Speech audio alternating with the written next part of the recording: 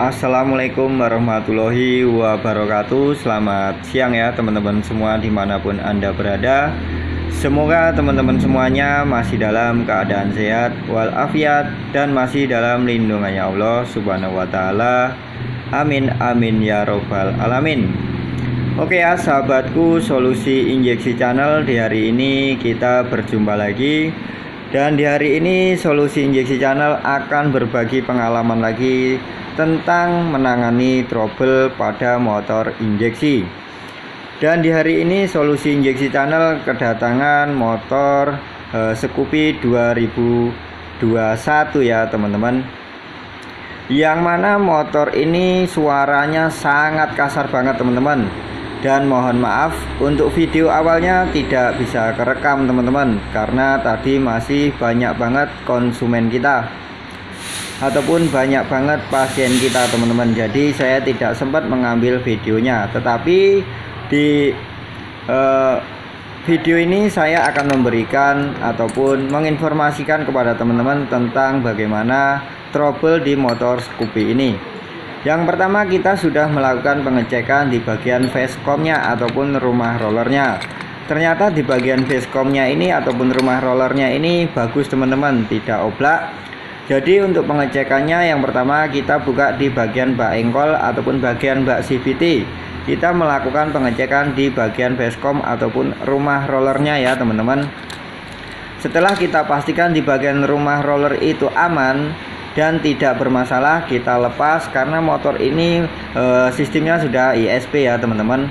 Lalu kita lanjut di bagian kipas magnetnya teman-teman. Kita melakukan pembongkaran pada kipas magnet. Ternyata kipasnya juga masih bagus teman-teman. Jadi bisa diprediksi masalah itu ada pada dalam mesin teman-teman ya.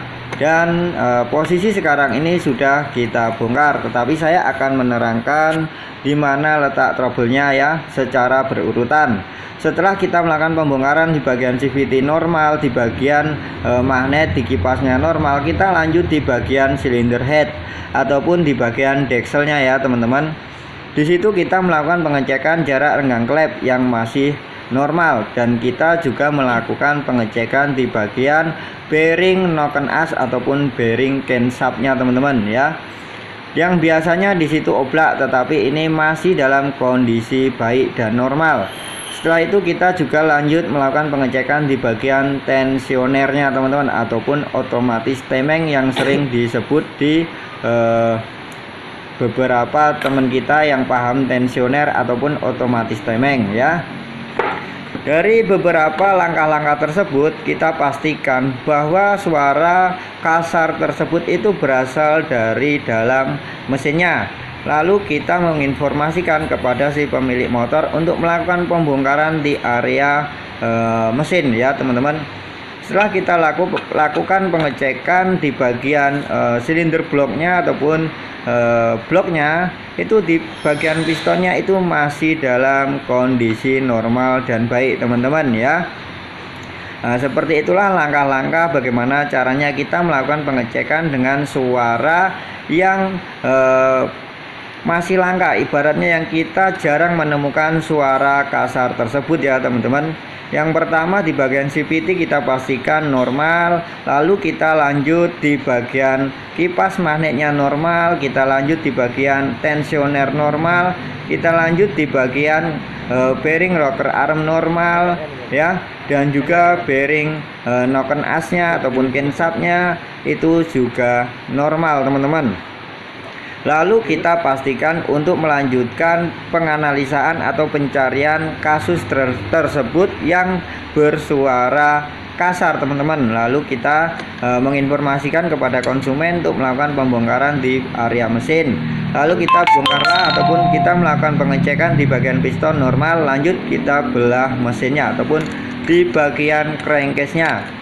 Setelah kita melakukan pembongkaran di area crankcase, kita menemukan teman-teman ya, menemukan bahwa trouble tersebut berada pada bearing crankshaftnya teman-teman ataupun bearing askroknya teman-teman. Perhatikan, untuk laharnya ini sudah pecah ya teman-teman. Perhatikan, ini sudah hancur di yang seperti ini. Nah, di sini Setelah kita menemukan trouble yang seperti ini, kita harus konsultasi kepada si pemilik unit motornya untuk mencari tahu apa sebelumnya pernah masuk ataupun kebanjiran ataupun melewati air ataupun seperti apa, untuk mencari tahu apa penyebab bearing ini bisa rusak seperti ini ya teman-teman. Setelah kita tahu ataupun mendapatkan informasi dari si pemilik unit motornya, di situ kita bisa memastikan bahwa kerusakan part ini penyebabnya dari mana. Kalau untuk oli, si pemilik ini menyatakan setiap 1200 km di daerah saya yang sangat panas dan juga banyak pendakian, itu sudah masuk dalam kategori normal di setiap 1200 km untuk melakukan pergantian oli ya teman-teman. Nah, dari situ kita pastikan bahwa kerusakan di bearing tersebut berasal dari ketahanan bearing ya teman-teman.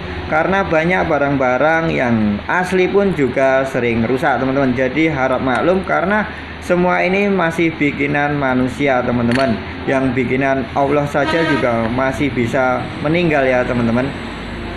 Apalagi hanya bikinan kita manusia. Jadi kita sebagai manusia tetap harus memaklumi kondisi yang seperti ini. Dan syukur alhamdulillah masalahnya hanya ada pada bearing kruk as ataupun crankshaftnya, hanya kita melakukan pergantian untuk yang sebelah saja teman-teman ya. Masalah kasarnya sudah kita temukan di bagian bearing as kruk ya teman-teman, yang di bagian sebelah kiri ataupun bearing yang besar ya teman-teman, dengan ukuran 6007, dan untuk bearing yang kecil yang berukuran 6205. Dan untuk harga bearingnya itu cukup murah teman-teman ya, cukup murah untuk bearing motor Scoopy ini.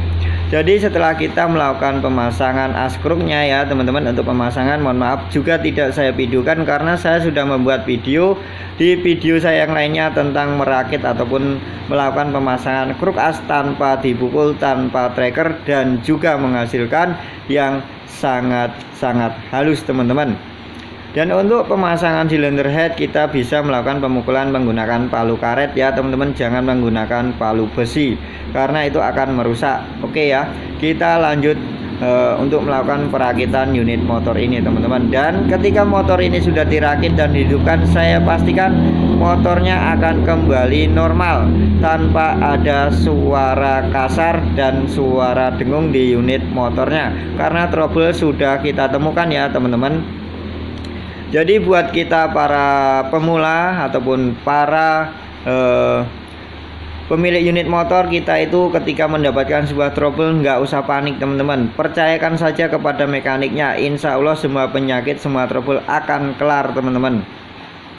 Ya, jadi seperti itulah langkah-langkah kita melakukan analisa sebuah trouble, kita harus berurutan.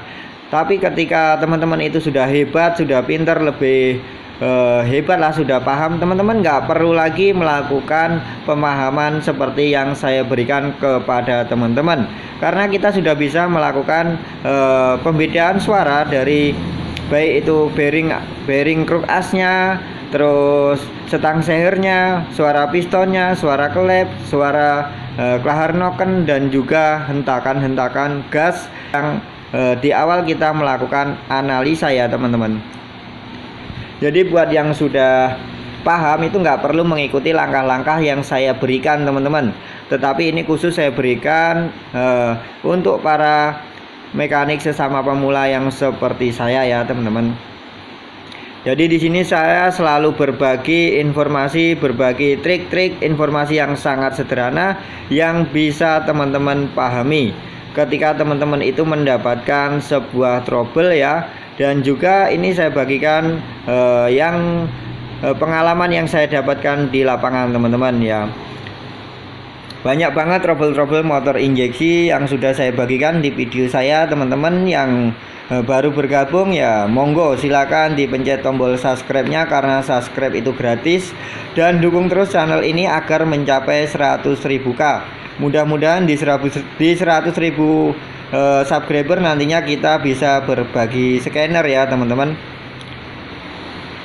Jadi buat teman-teman yang ingin mendapatkan scanner di 100.000 subscriber, persyaratannya cukup like ya dan komen. Ikuti terus video-video saya hingga mencapai 100.000 subscriber. Nanti kita akan bikin giveaway buat teman-teman yang beruntung. Adapun tidak scanner mencapai 50.000 ya, kita bisa berbagi tool alat injeksi untuk pengecekan motor injeksi ya teman-teman. Seperti contohnya itu tekanan full pump, DLC ya, DLC jumper.